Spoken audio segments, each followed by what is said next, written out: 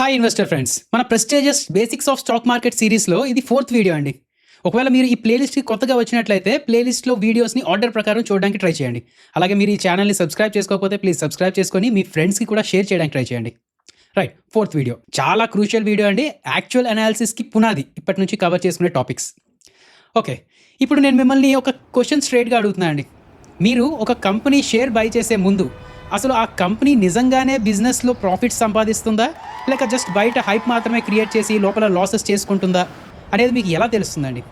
ఇప్పుడు మనం స్టార్టింగ్ నుంచి ఎగ్జాంపుల్గా తీసుకుంటున్న గౌతమ్ తాలూకా టెక్స్టైల్ బిజినెస్, అదే చీరలు అమ్మే గౌతమ్ షాప్లో మీరు ఇన్వెస్ట్ చేయాలా లేదా అని డిసైడ్ చేసే ముందు ఆ బిజినెస్ ప్రాఫిట్స్లో ఉందా లేదా, సరే బిజినెస్ అవుతుంది కానీ అందరూ ఖాతాలు పెడుతున్నారా లేక నిజంగా డబ్బులు ఇస్తున్నారా లేదా, ఈ బిజినెస్కి ఆస్తులు ఉన్నాయా లేక అప్పులు ఎక్కువ ఉన్నాయా, ఒకవేళ అప్పులు ఉంటే అవి తీర్చగలిగే రేంజ్లోనే ఉన్నాయా లేదా, ఇవన్నీ తెలుసుకోవాలా లేదా మీరు?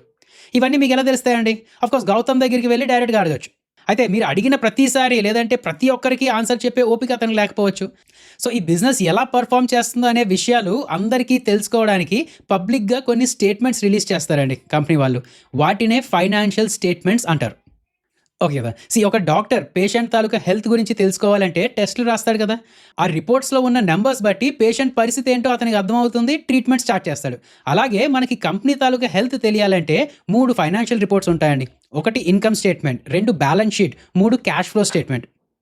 స్టాక్ మార్కెట్ టాప్ ఇన్వెస్టర్గా చూసే వారెన్ బఫెట్ అయినా లేక ఎఫ్ఐఎస్ అయినా డిఐఎస్ అయినా ఈ 3 రిపోర్ట్స్ నుంచే 70% ఆఫ్ ద ఫండమెంటల్ అనాలిసిస్ చేసేస్తారండి.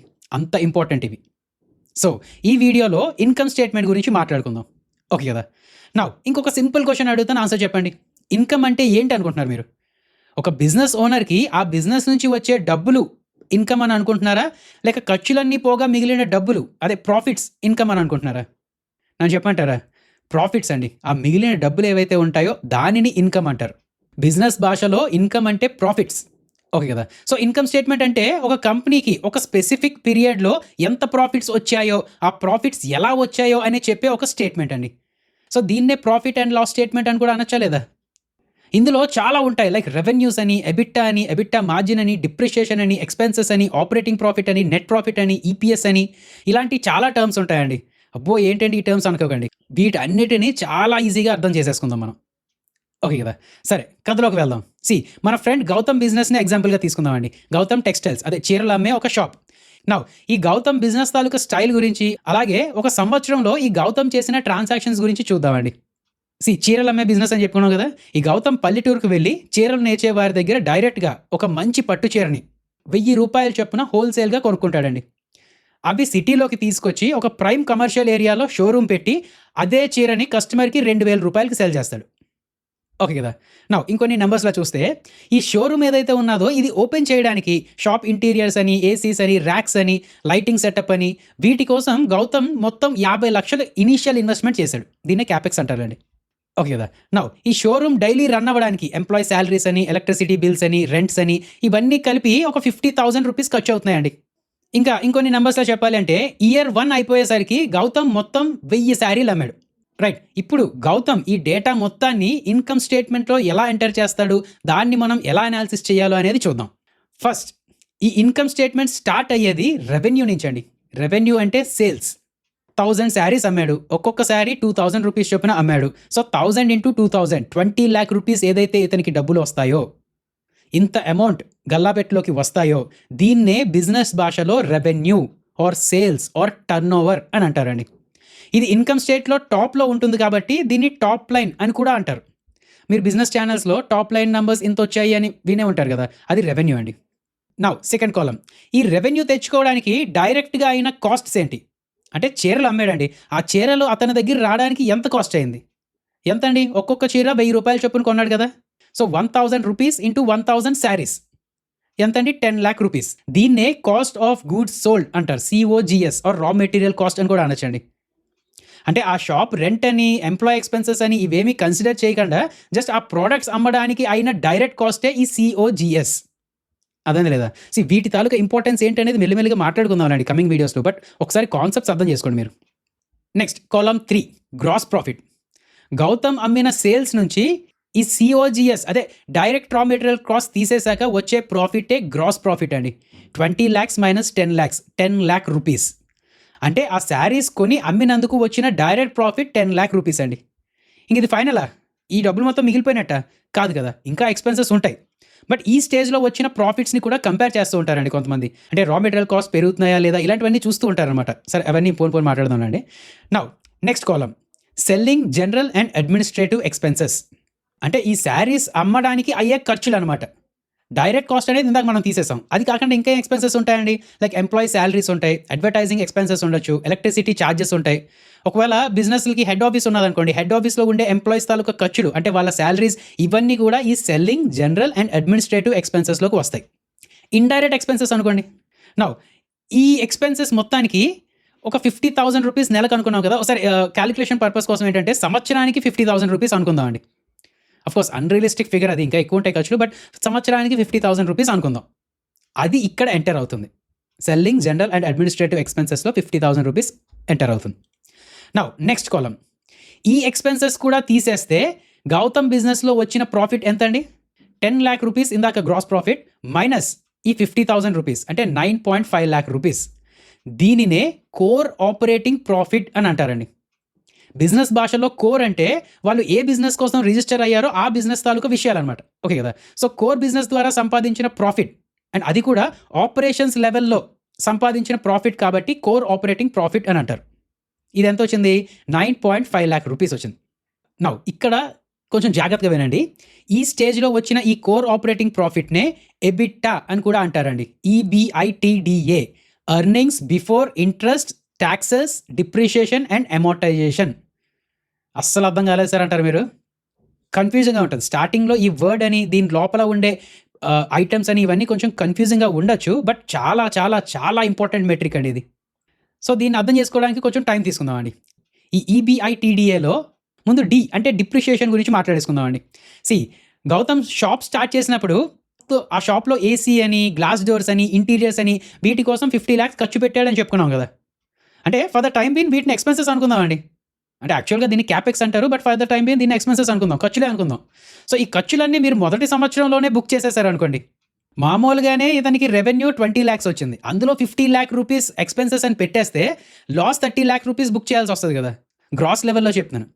మరి అంత లాస్ ఉన్న బిజినెస్‌లో ఎవరైనా వచ్చి ఎందుకు ఇన్వెస్ట్ చేస్తారు? సరే మీరు అనొచ్చు నెక్స్ట్ ఇయర్ ఎక్కువ ప్రాఫిట్స్ వస్తాయి కదా అని. దీనికోసం ఇంకొక ఎగ్జాంపుల్ చెప్పుకుందామండి. మీరు ఒక కార్ కొన్నారనుకోండి. 10,00,000 రూపాయలు కార్ కొన్నారు. ఆ కార్‌కి డ్రైవర్‌ని పెట్టి టాక్సీలా తిప్పుతున్నారన్నమాట. మీకు ఆ సంవత్సరానికి డ్రైవర్ జీతం, పెట్రోల్, మెయింటెనెన్స్ చార్జెస్ ఇవన్నీ పోగా ఒక 3 లాక్ రూపీస్ ప్రాఫిట్ వచ్చిందనుకుందాం. బట్ మీరు ఆ సంవత్సరంలోనే 10,00,000 రూపాయలు పెట్టి కార్ కొన్నారు కాబట్టి ఈ 3 లాక్స్ మైనస్ ఆ 10 లాక్స్ కూడా వేసేస్తే యాక్చువల్‌గా మీరు 7 లాక్ రూపీస్ లాస్‌లో ఉన్నట్టు. అయితే ఇప్పుడు నెక్స్ట్ ఇయర్ ప్రాఫిట్ ఎంత చూపిస్తారండి? 3 లాక్స్ చూపించేయొచ్చు. అదే కదా! ఒక సంవత్సరంలో ఎక్కువ లాస్ చూపించారు. బట్ నెక్స్ట్ సంవత్సరం ప్రాఫిట్ చూపించేస్తున్నాం కదా అనొచ్చు. ఇప్పుడు నెక్స్ట్ ఇయర్ మళ్ళీ మీరు ఇంకో కార్ కొన్నారనుకోండి.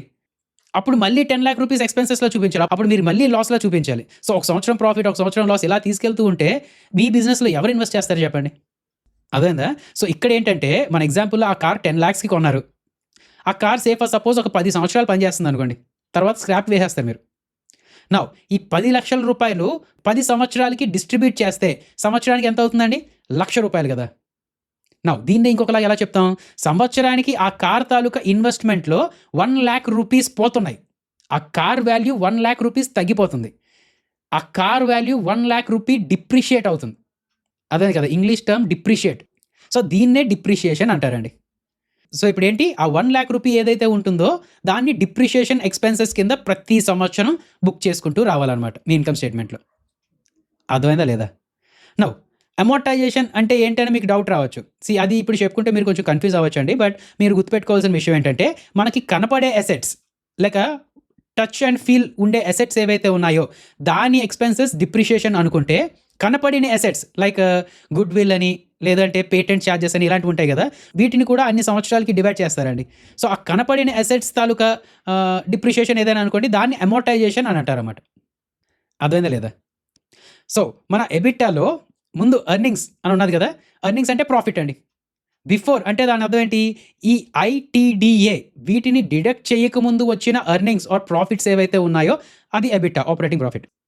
నౌ ఈ ఐ అంటే ఇంట్రెస్ట్ ఎక్స్‌పెన్సెస్ అండి. గౌతమ్ ఒకవేళ రేపు పొద్దున లోన్ ఏమైనా తీసుకున్నాడు అనుకోండి. దాని మీద ఈఎంఐ కట్టుకుంటూ ఉంటారు కదా! ఇంట్రెస్ట్ చార్జ్ అవుతూ ఉంటుంది కదా! అది కూడా ఎక్స్‌పెన్సెసే కదండీ! ప్రాఫిట్‌లో తీస్తూ ఉండాలి కదా! దాన్ని ఇక్కడ యాడ్ చేస్తాం. Next taxes. ఇప్పుడు ఏ కంపెనీ తీసుకున్నా సరే ఆ బిజినెస్‌కి ఒక స్లీపింగ్ పార్ట్నర్ ఉంటాడు. అదే గవర్నమెంట్ అండి. టాక్సెస్ రూపంలో 20%, 30% ఆన్ ప్రాఫిట్స్ ఎంతో తీసుకుంటూ వెళ్ళిపోతుంటాడు కదా! అది కూడా ఎక్స్‌పెన్సెసే కదండీ! ఖర్చులే కదా! అది ఇంకా మనం ఇందాక మాట్లాడుకున్న డిప్రిషియేషన్ అని, అమోర్టైజేషన్ అని ఇవన్నీ తీయకముందు వచ్చిన ప్రాఫిట్సే ఎబిట్టా అని అంటామండి. ఇవన్నీ తీసేయగా వచ్చిన ప్రాఫిట్స్‌ని ప్రాఫిట్ ఆఫ్టర్ టాక్స్ అంటాం. సరే దాని గురించి తర్వాత చూద్దాం. బట్ ఇప్పుడు ఎందుకండి అంటే డైరెక్ట్‌గా నాకు ఎంత నెట్ ప్రాఫిట్ వచ్చిందనేది తెలుసుకుంటే సరిపోతది కదా! ఈ ఎబిట్టా చూడడం ఎందుకు అని అడుగుతారు మీరు. ఇది చాలా ఇంపార్టెంట్ మెట్రిక్ అండి. చాలా కంపెనీస్‌లో నెట్ ప్రాఫిట్ కన్నా ఈ ఎబిట్టాకే ఎక్కువ ఇంపార్టెన్స్ ఇచ్చుకుంటూ వస్తుంటారు. కంపెనీస్‌ని కంపేర్ చేయడానికి లేదంటే ఇదే కంపెనీ తాలూకా పాస్ట్ పెర్ఫార్మన్స్‌కి ఈ ఇయర్ పెర్ఫార్మన్స్‌తో కంపేర్ చేయడానికి ఇలాంటి వాటికి వాడుతూ ఉంటారండి. మెల్లమెల్లగా మీకు వీడియోస్ వెళ్తున్న కొద్దీ అర్థమవుతుందిలెండి. సో, ఈ కాలమ్ ఎబిట్టా గురించి ఒక క్లారిటీ వచ్చేస్తే ఇంక మిగతావన్నీ చాలా సింపుల్ అండి. నెక్స్ట్ కాలమ్ ఎబిట్ ఈబీఐటీ అంటే earnings before interest and taxes. So, ఇందాక దానికి దీనికి డిఫరెన్స్ ఏంటండి? ఎబిట్టా నుంచి డిప్రిషియేషన్ అని, అమోర్టైజేషన్ అని ఇవన్నీ తీసేస్తే వచ్చేదే ఎబిట్. దీన్నే ఆపరేటింగ్ ప్రాఫిట్ అని అంటామండి. నౌ ఇప్పుడు ఎబిట్ ఎంతొస్తది చెప్పండి? ఇందాక ఎబిట్టా ఎంతొచ్చింది మనకి? 9.5 లాక్స్ వచ్చింది. ఇందులో డిప్రిషియేషన్ ఎంత తీయాల్సొస్తదండి? 50 లాక్స్ ఫర్ 10 ఇయర్స్. సో, ప్రతి ఇయర్ 5 లాక్స్ తీయాల్సొస్తది. సో, ఇప్పుడు 9.5 లాక్స్‌లోంచి 5 లాక్స్ తీసేస్తే మిగిలిన 4.5 లాక్స్ ఏదైతే ఉన్నాదో ఇది ఎబిట్ అండి. Operating profit. ఇది కూడా చాలా ఇంపార్టెంట్. నెట్ ప్రాఫిట్‌తో పాటు దీన్ని కూడా కంపేర్ చేస్తూ ఉంటారండి. అర్థమైందా లేదా? Now next column. ఈ ఎబిట్‌లోంచి ఇంట్రెస్ట్ ఎక్స్‌పెన్సెస్ కూడా తీయాల్సొస్తదండి. అయితే ఇప్పుడు మనం చెప్పుకున్న ఎగ్జాంపుల్‌లో ఇంట్రెస్ట్ లేదు కాబట్టి ఇది పక్కన పెడితే, ఆ నెక్స్ట్ కాలమ్ టాక్సెస్. గవర్నమెంట్‌కి టాక్సెస్ కట్టాలి కదా! ఈ ఇంట్రెస్ట్ చార్జెస్ కూడా తీసేయగా వచ్చిన ప్రాఫిట్ ఏదైతే ఉంటదో దాన్ని పీబీటీ అంటారు. Profit before taxes. ఈబీటీ అని కూడా అనొచ్చు. ఎర్నింగ్ బిఫోర్ టాక్సెస్ కూడా అనొచ్చు. బట్ జనరల్‌గా పీబీటీ ప్రాఫిట్ బిఫోర్ టాక్సెస్ అనే వింటుంటారండి మీరు. అందుకని అది చెప్తున్నాను. సో, ఇప్పుడు మనం చెప్పుకున్న ఎగ్జాంపుల్‌లో ఎబిట్ ఎంత? 4.5 లాక్స్.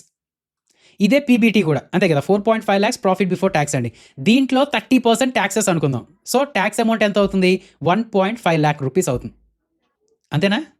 సో, ఇప్పుడు next column PAT profit after tax. ఇదే నెట్ ప్రాఫిట్ అండి. ఆపరేటింగ్ ప్రాఫిట్ నుంచి గవర్నమెంట్ టాక్స్ తీసేయగా ఆఖరికి గవర్నమెంట్ పాకెట్‌కి ఆ బిజినెస్‌కి వచ్చిన యాక్చువల్ ప్రాఫిట్ ఈ ప్రాఫిట్ ఆఫ్టర్ టాక్స్. మన ఎగ్జాంపుల్‌లో 4.5 లాక్స్ మైనస్ 1.5 లాక్స్ 3 లాక్ రూపీస్. ఇది ప్రాఫిట్ ఆఫ్టర్ టాక్స్ అండి ఆర్ నెట్ ప్రాఫిట్ అని అంటారు. ఇది ఇన్‌కమ్ స్టేట్‌మెంట్‌లో బాటమ్ లైన్‌లో ఉంటుంది కాబట్టి దీన్నే బాటమ్ లైన్ నంబర్ అని కూడా అంటారు. సో, ఇప్పుడు మీరేం చేస్తారంటే ఒక కంపెనీ తాలూకా ఫైనాన్షియల్ స్టేట్‌మెంటో లేదంటే స్క్రీనర్.ఇనో ఓపెన్ చేసి ఏదైనా కంపెనీ తాలూకా పీ&ఎల్ ఓపెన్ చేసి చూడండి. ఓకే కదా! సో, ఇన్‌కమ్ స్టేట్‌మెంట్ వరకు మీకు అర్థమైందా లేదా? నౌ నెక్స్ట్ వీడియోలో మనం ఏం చేస్తామంటే బ్యాలెన్స్ షీట్ గురించి తెలుసుకుంటామండి. ఎందుకంటే గౌతమ్ ఈ ప్రాఫిట్స్ అవన్నీ సంపాదిస్తూ అసెట్స్ ఎంత కూడబెట్టాడు? ఈ డబ్బులతోనే ఏమైనా ల్యాండ్స్ ఏమైనా కొన్నాడా లేదా? అనేది చూస్తూ ఉండాలి. అలాగే లయబిలిటీస్ ఎంతున్నాయి? అప్పులెంతున్నాయి అనేది తెలుస్తూ ఉండాలి. అలాగే ఒక కస్టమర్ ఎళ్లి ఒక 10 శారీస్ తీసుకొని ఉంటుంటాడు రూ. 2,000కి. అంటే రూ. 20,000 రెవెన్యూలో కౌంట్ అయిపోతది. బట్ నేను ఇప్పుడు కాదు నెక్స్ట్ ఇయర్ ఇస్తానని చెప్పి ఖాతాలో రాసి ఉండొచ్చు కదా! అలాంటివి కూడా ఉంటాయండి.